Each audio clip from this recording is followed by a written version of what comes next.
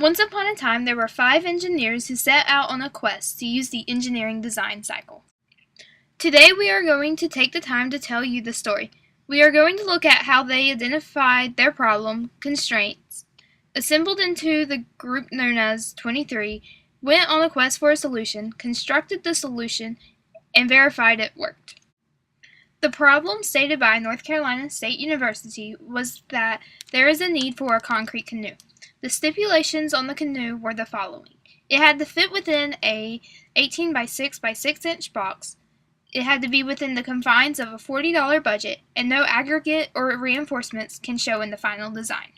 Now we needed to assemble a design team. Thanks to the fickle finger of fate, Group 23 was born.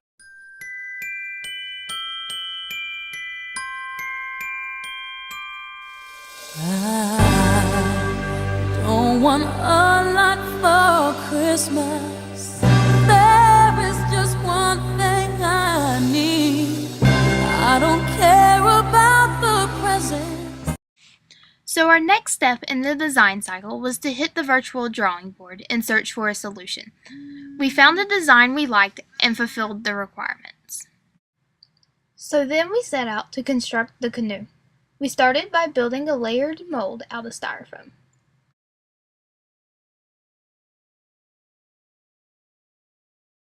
Then we got a bucket and mixed the Quikrete with water to make the concrete. Next, we poured the concrete into our styrofoam mold using chicken wire as our reinforcement.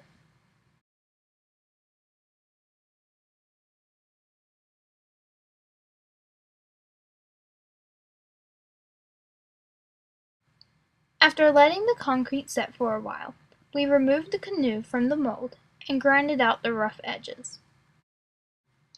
Finally, we completed the last step of the design cycle by testing the canoe in a kitchen sink. Thankfully, it was a success. The canoe floated, and it held weight as well. To make the canoe presentable for Fed, it was painted and named XXIII. On Freshman Engineering Design Day, XXIII held a grand total of 34.6 ounces of weight. It was a proud day for Group 23. Thus bringing an end to this wonderful story.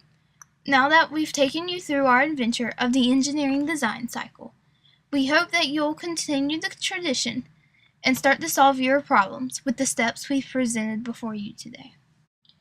The fickle finger of fate looked kindly upon us.